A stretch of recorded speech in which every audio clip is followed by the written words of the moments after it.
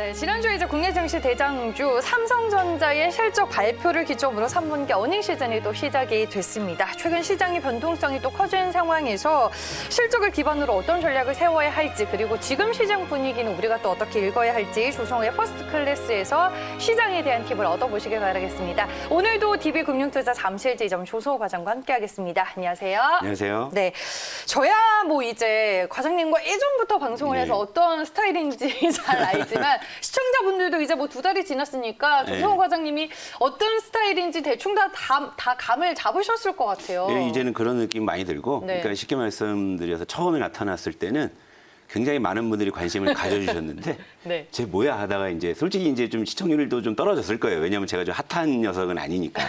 그런데 네. 우리 퍼스트 클래스가 그 1%를 지향하는. 근데 제 방송 시간이 하루가 1440분이잖아요. 제가 방송하는 코너가 약 한 14분 정도 되더라고요. 네. 하루에 또 1%의 시간을 또 제가 할애해서 하고 있어요. 아, 그것까지 계산을 네, 하셨군요. 결국에는 그러니까 1%에 들어가기 위한 완벽한 조건들을 가지고 있는 거고, 네. 그 1%가 되기 위해서는 우리가 어떻게 해야 되겠습니까? 결국엔 남들과는 다른 발상, 다른 접근, 그죠? 다른 기법.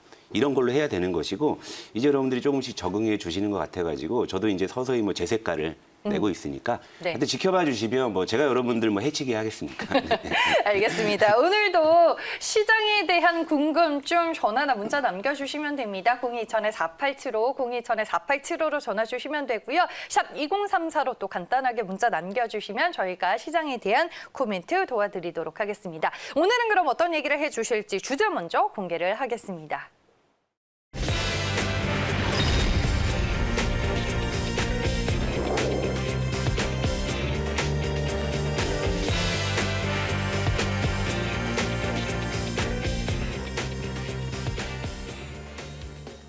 네, 제가 오늘 이제 퍼스트 클래스 오프닝을 열면서 실적 얘기를 했는데 아니나 다를까 키워드로 실적과 유동성의 하모니를 꼽아주셨습니다. 이렇게 티키타카가 좀 잘 맞는 것 같아요, 우리는. 그렇죠. 예, 잘 맞아요. 네. 예. 일단은 목요일에 삼성전자의 네. 실적 어닝 서프라이즈로 나왔어요. 네. 12조 원을 넘기긴 했는데 역시나 네.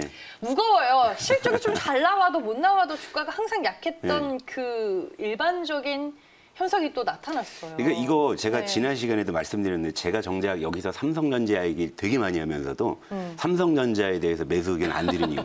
들고 있으면 감정이입된다. 지난주 목요일이 딱 제가 삼성전자 들고 있으면 감정이입되기 딱 좋은 날이었잖아요. 정말 12조 원을 돌파하는 깜짝 실적이 네. 나왔는데, 정작 삼성전자, 물론 장중에 이제 6만 원을 안착하는 시도가 나왔지만, 결국에는 200원 하락해서 마감했거든요. 네. 제가 삼성전자 주식 들고 있어서 엄청 열받았을 거예요. 그럼 누구 뭐 욕하고 뭐 이러는 정도밖에 안 되는 건데, 안 들고 있으니까 그래도 왜 그런지를 볼 수가 있는 거잖아요. 그러니까 여러분들도 의아하실 거예요. 그렇게 대단한 실적을 냈음에도 불구하고 삼성전자가 하락한다. 또 이제 주식이라는 것은 또 어느 정도 결과가 진행이 되면 그다음에 이유를 또 갖다 붙이기 마련입니다. 뭐 또 4분기가 또 불투명하다? 이게 갑자기 튀어나오는데 그걸로는 설명이 안 되는 거죠. 근데 따지고 보면 의아할 것도 없는 것이, 자, 지난주 목요일은 삼성전자 실적 발표로 많이들 시장이 휩쓸렸지만 그날이 무슨 날이었어요? 옵션 만기일이었다고요. 네. 옵션 만기일이라고 생각하니까 의아할 게 하나도 없어진 거죠. 왜 그러냐?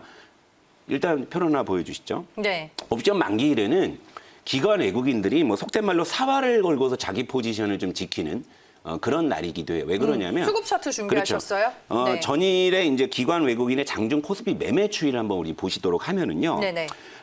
동시호가에 항상 옵션 만기를 조심하라는 이유는 동시호가의 급격한 변동이 나타나는 거죠. 맞아요. 자, 보시게 되면 위에 파란 그 선이 외국인의 장중 매매 추이였고, 아래가 기관, 초록색 기관의 매매 추이였어요. 그러니까 장중만 하더라도 그냥 무난하게 가는 듯하다 갑자기 동시호가에 갑작스러운 변동이 나타나죠. 그러니까 외국인은 장중에 뭐 1,000억 전후에 매수 기조를 그냥 잔잔히 유지해 주다가 동시호가에 무려 코스피를 4,500억을 담아갑니다. 동시호가에만. 이게 옵션 만기일에만 벌어지는 거의 그런 현상이고, 기관은 장중에 소폭 매도를 한 이후에 동시호가에만 무려 5,500억을 매도합니다. 그러니까 이 물량의 스위칭이 동시호가에 이루어졌다라는 거예요. 그러면 이게 왜 이런 일이 발생했는지 한번 볼게요. 자, 기관이나 외국인들은 만기일에 자기가 이제 가져왔던 포지션을 청산하거나 새로 구축하는 과정이 있죠. 그러면 기관 외국인들은 각각 그 자신에게 결국 이익이 극대화되는 그런 방향으로 그날 매매를 하게 돼 있는 거죠. 그거는. 그러니까 그랬을 때 단순히 삼성전자의 주가만 영향을 주는 것이 아니라 옵션 만기일에는 선물 옵션 만기일, 그죠? 파생상품 시장의 만기를 의미하는 거거든요. 그럼 이 파생상품이라는 것은 보통 코스피 200 아니면 대형주 같은 개별 종목을 기초 자산으로 해요. 그리고 그렇게 옵션 포지션을 구축해 놓은 것이 그날 만기라는 겁니다. 만기가 되면 이제 만기의 가격에 따라서 내줄 돈은 내주고 받을 돈 받아야 되는 거죠. 그럼 생각해 보세요. 이런 날 삼성전자가 우리나라 시장에서 차지하는 시가총액 비중이 20%가 넘는데 삼성전자의 주가가 급등락했다 그러면 이 파생상품의 포지션이 어떻게 될까요? 그렇죠? 그렇기 때문에 삼성전자는 실적 발표를 그렇게 깜짝 실적을 냈음에도 불구하고 그날이 옵션 만기일이었기 때문에 오르고 싶어도 오를 수 없는 그런 날이었다. 저는 이렇게 여러분들께 말씀드릴 수 있어요. 근데 또 현물 시장 안에서 외국인들의 강한 매수세를 보였잖아요. 네. 가장 많이 담은 업종을 보니까 전기전자랑 화학업종이더라고요. 삼성전자를 또 동시호가에 확 담아봐요. 그러니까요. 그러니까 이런 외국인 거예요. 순매수 상위 종목 1위가 삼성. 그렇죠. 이것도 이제 제가 설명을 해드리면 네. 자 이번에는 지난주 옵션 만기를 외국인의 장중 선물 매매 추이도 한번 볼게요. 이것도 한번 표를 보여주시면 네.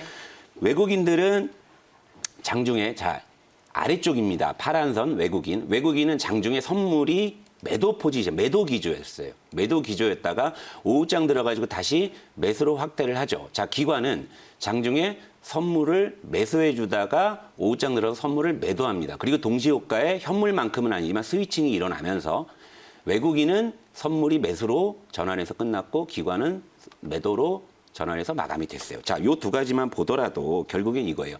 자, 현물 매매 추이와 선물 매매 추이가 한 방향으로 그렇게 진행이 됐죠. 기관이든 외국인이든. 네. 자, 이걸로 추론해 볼 때는 이거예요. 그러니까 기관 같은 경우에는 아무래도 어제를 기준으로 해서 지수가 조금이라도 아래에서 마감되는 것이 자기들의 이익에 부합이 됐을 것이고 외국인 같은 경우는 조금이라도 지수가 위에서 끝나는 것이 자기들의 이익에 부합이 됐을 것이다. 이렇게 볼 수 있는 거거든요. 그러면 여기서 이제 삼성전자 차트도 한번 보시죠.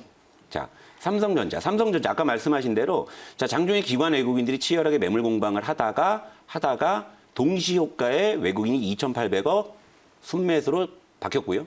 기관이 2천억 매도로 바뀌었다. 이것은 뭐냐? 자, 외국인들도 결국 자기 이익을 극대화하기 위해서 동시효과에 무언가를 잡아다가 올려야 된다면 가장 편한 종목이 뭘까요? 삼성전자.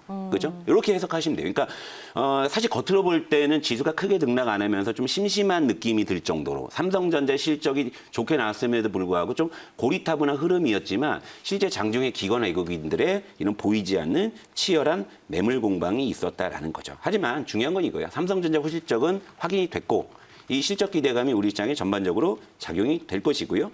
여기에 이제 또 바다 건너 미국에서는 민주당과 공화당의 경기 부양책에 또 의견차가 또 줄어들고 있고 또 트럼프 대통령도 다시 이제 부양책을 또 2천억 정도, 2천억 달러 정도 추가해서 하라. 이런 것 때문에 부양책 기대감은 또 우리 시장의 유동성을 또 의미하는 것이지 않습니까? 그러니까 전반적으로 좀 긍정적인 방향, 그러니까 실적과 유동성이라는 격포제를 좀 누릴 수 있는 그런 여건으로 가고 있다. 이렇게 보고 있습니다. 네, 알겠습니다. 저희가 삼성전자 얘기와 함께 이제 전체적인 수급까지 확인을 해봤습니다. 그렇다면 이번 주 시장도 좀 대체적으로 긍정적으로 흘러갈까요? 일단 환율 볼게요. 환율. 네. 예, 환율. 월요일은 조금 시간을 조금 줄여서 그러니까 빨리 하고 가야죠. 잠깐만요. 자, 환율 차트를 보시게 되면 원달러 환율이 지난주 목요일로 옵션 만기일에 1,153원. 그러니까 이건 이제 코로나 패닉이 시작됐을 때 급등하기 이전 자리고 이때가 이제 1,180원이었고 요건 이제 진작에 하향 돌파를 했고 여기 이제 올해 1월 올해 우리 시장이 그래도 가장 안정적이었던 그 순간에 1,150원대 전저점을 이탈하는 것이 그 유력해. 왜 그러냐면 간밤에 여기에서 원달러 환율이 1,143원에 거래되고 있어요. 그러니까 오늘 어쨌건 1,150원을 이탈한다고 봐야 되겠죠. 그러고 이제 다시 올라올지언정. 네. 자, 그런 부분이기 때문에 일단 부양책 기대감, 그것은 유동성을 의미하는 것이고 그것이 워낙 강세를 유도할 것이고 이것이 선순환을 돌 수 있는 그런 기대를 할 수 있다. 그러니까 조금 더 우리가 긍정적인 좀 마음을 좀 놓아도 되는 그런 국면으로 들어서고 있고요. 하나 중요한 건 뭐냐면 하지만 그렇다고 산타렐린이 하는 그런 김칫국 냄새는 지금 맡을 필요 없다. 여전히 미국 대선은 끝난 것이 아니고 또 트럼프는 언제 어떤 돌출 행동을 할지 모르기 때문에 하방에 대한 경계심은 항상 우리가 가지면서 시장을 대해야 된다. 이렇게 좀 정리해 보겠습니다. 네. 알겠습니다. 변동성도 결국에는 유념을 해야 하는 시점인 것 같습니다. 오늘 이제 키워드로 저희가 시장 얘기를 들어봤고요. 조성호의 퍼스트 클래스는 여기에서 인사드리겠습니다. 지금까지 DB금융투자 잠실지점 조성호 과장과 함께했습니다. 고맙습니다.